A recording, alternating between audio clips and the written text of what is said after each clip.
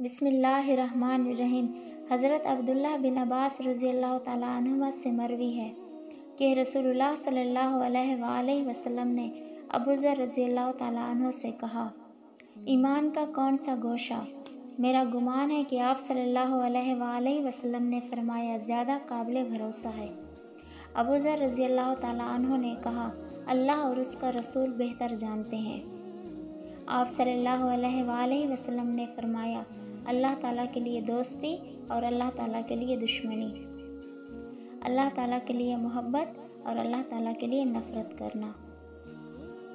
نبی کریم صلی اللہ علیہ وآلہ وسلم نے فرمایا، آخری زمانے میں اللہ تعالیٰ کی تقدیر کو جھٹلانے والوں کے بارے میں یہ آیت نازل ہوئی۔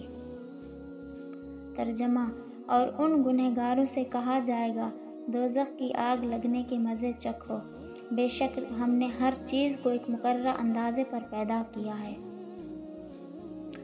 حضرت عبادہ بن صامت رضی اللہ تعالیٰ عنہ کہتے ہیں کہ نبی کریم صلی اللہ علیہ وآلہ وسلم کے پاس ایک آدمی آیا اور کہنے لگا، اے اللہ کے رسول، کون سا عمل سب سے افضل ہے؟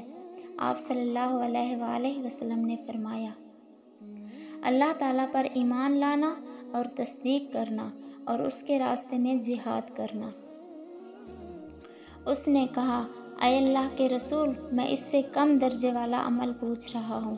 آپ صلی اللہ علیہ وآلہ وسلم نے فرمایا، درگزر اور صبر۔ اس نے کہا، اے اللہ کے رسول، میں اس سے بھی کم درجے والا عمل پوچھ رہا ہوں۔ آپ صلی اللہ علیہ وآلہ وسلم نے فرمایا، اللہ تعالیٰ نے تمہارے لیے جو فیصلہ کر دیا ہے، اس میں اللہ تعالیٰ کو الزام نہ دو۔